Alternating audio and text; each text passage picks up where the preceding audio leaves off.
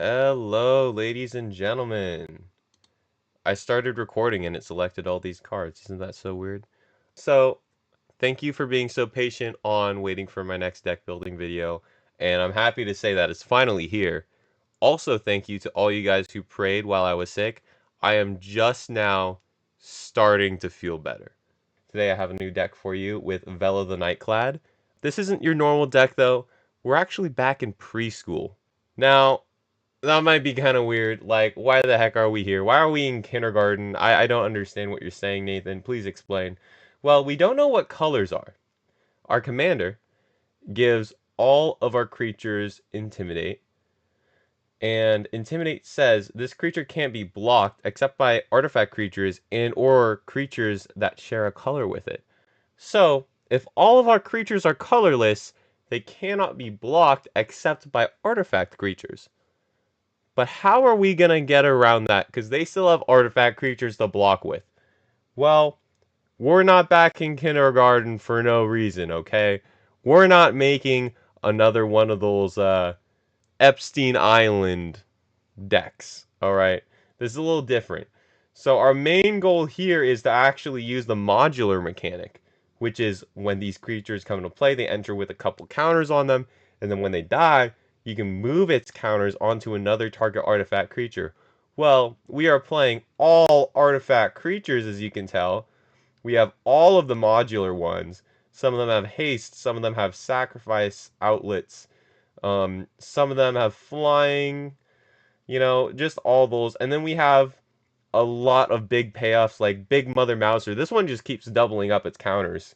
If you move counters from modular creatures onto this one, it's going to get very, very big, very, very quick. And then when it does die, you make a bunch of 1/1 artifact creature tokens. Then we have this one here too. Whenever this attacks or blocks or becomes a target, a spell, it actually deals damage equal to its power to each opponent, which is fantastic with modular.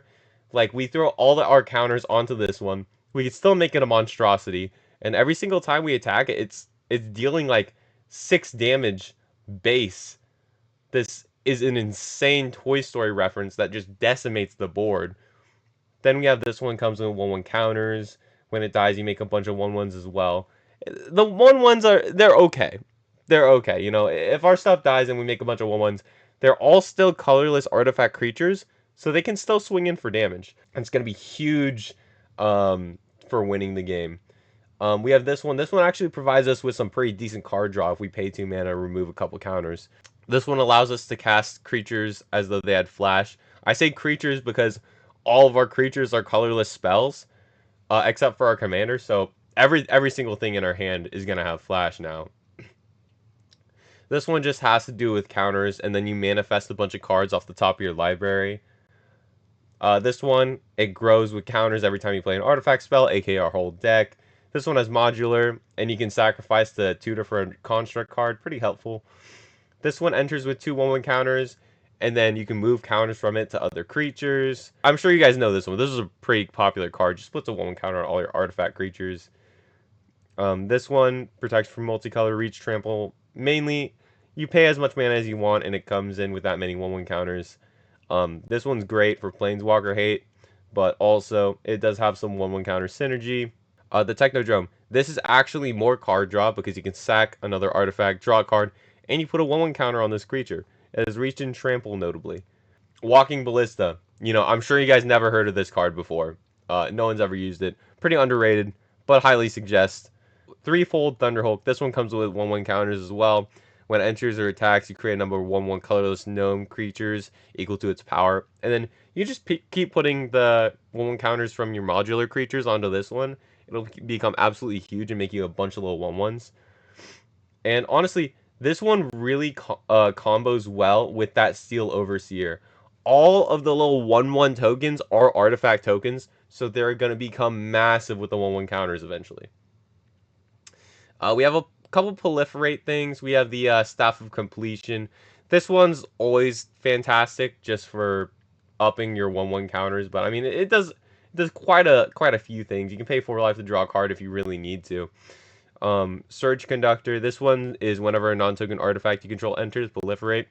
Absolutely fantastic with the deck. Not gonna lie to you.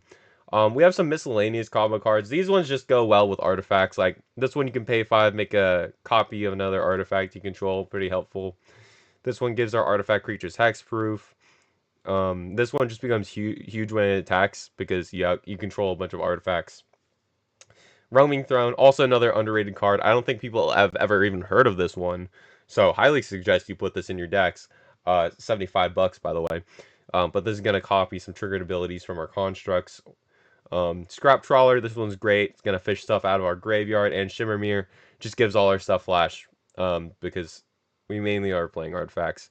This one is whenever another non-token artifact, creature, or vehicle enters, you get to draw a card. So this is our card draw section. We actually have a lot of card draw in this deck. Surprisingly, for a colorless deck that's technically black and blue, but it's colorless. Let's be honest, it's colorless. We have a lot of card draw in this deck. We have EDE Lonesome Eyebot. This one's from the Fallout set. Love that set so much. This one, the Market Back Walker. This one, when it dies, you get to draw a card for each 1/1 counter on it. Again, modular. It exists. You put the 1/1 counters from those creatures onto this one. This dies. That's a lot of card draw. You might actually kill yourself with that card draw, so please be careful.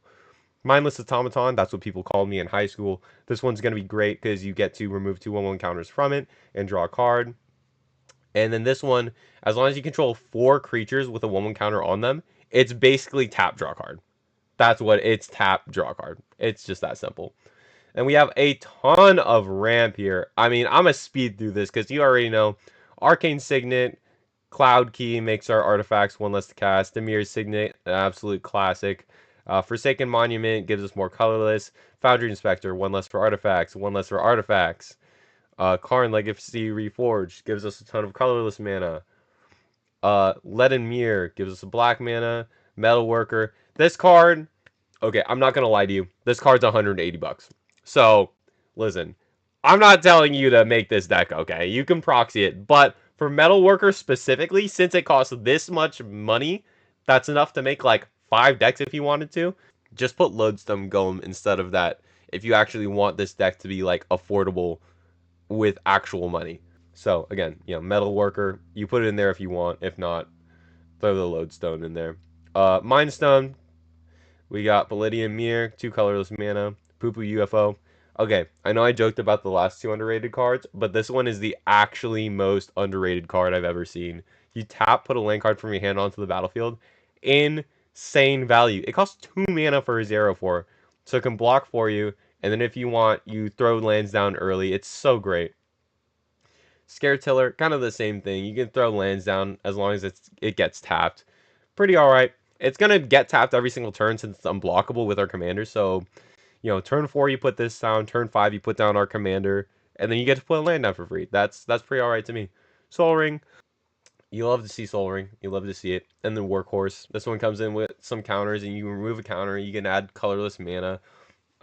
If you need, like, let's say one of your creatures dies and it has modular, you put its 1/1 counters onto this, and then you can use that mana to cast something huge. There's nothing too big in this deck that you need to cast, though, but should be fine. Alright, and, we're in kindergarten. We might as well shove crayons down our opponent's throats. Here is our infect section. Since we're working with modular 1/1 counters, and we're working with proliferate, there's no reason why we shouldn't put infect in here. In fact, since we're in kindergarten, we need to learn how to count to 10 anyways, right? So let's get this underway. We have our core prowler, infect, and then when it's put into the graveyard from the battlefield, we proliferate. Absolutely fantastic for our 1/1 counters and infect counters. We have corpse cur, infect. When it enters the battlefield, you can return target creature card with infect from graveyard to hand. Fantastic. Dune mover. This one has toxic. You also search for a basic land card, put it on top if you want to. Kind of cool. This one gives a creature infect if you want to. We have some creatures with trample, so it might be pretty alright. This one, when it becomes blocked, it gets +2/+2. Luckily, it's probably not going to be getting blocked anyways, but still, it's in there. This one gives us mana, also has toxic one, fantastic. Infect, put into graveyard, you can put a -1/-1 counter on target creature, which with proliferate actually works fantastic with. Persistent Soul Eater, this one's going to gain infect until end of turn. If you pay, what is it? Yeah, if you pay 1 Phyrexian mana. We have the Phyrexian Digester. It's a 2/1 with Infect. Nothing too crazy. Phyrexian Juggernaut. This one's a 5/5. Infect. Plague Mirror. Taps for mana. Also Infect. This one's actually the biggest buff to our deck, because this is whenever a non-token artifact creature you control deals combat damage to a player, that player gets 2 poison counters. So you just need to hit with 5 colorless artifact creatures, and then you kill a player. It's so incredibly broken. It was literally made for this deck. This is actually what gave me the idea in the first place to create this deck. We have lands here. This one's going to be really fast because, I mean, it's pretty simple. We got Command Tower, you know, mana fixing, island. We got our swamp. We got our Tomb of the Spirit Dragon. This one's going to give us 1 life for each colorless creature we have. Like, if we need. Shrine of the Forsaken Gods. It's going to be helpful for our colorless spells, obviously. Shipwreck Marsh. It's alright. It's alright. Myriad Landscape. It's alright. It's alright. This one's an indestructible artifact land because artifacts are going to be great for the deck. And then Mirex. This one is actually it has a hidden importance because if you pay 3 mana, tap this land, you get a 1/1 colorless Might that has Toxic 1, so that's 1 poison counter. And actually, if you make a bunch of these small little Mites, this could actually end up winning you the game. So this one actually is a really, really helpful land, kind of essential to our game plan. So that's the entire deck. I know it's really simple. Like I said, I don't think it needed too much of an explanation. This is like baby sucking on thumb level deck building. But I just wanted to make this deck because a lot of deck builds I see, they're like, they throw some Infect that's black and blue. I'm like, dude, let's make the whole entire deck colorless and just see how they react. Like, we have a Demir commander, and we are not playing any black or blue spells. Only colorless. Rah! Oh, you're still here? Hey, did you know that we have a Discord? If you'd like to join our Discord, please, please, please go to my YouTube channel, go into the bio, and join up because we would love to have you, talk to you. I want to see your guys' deck builds.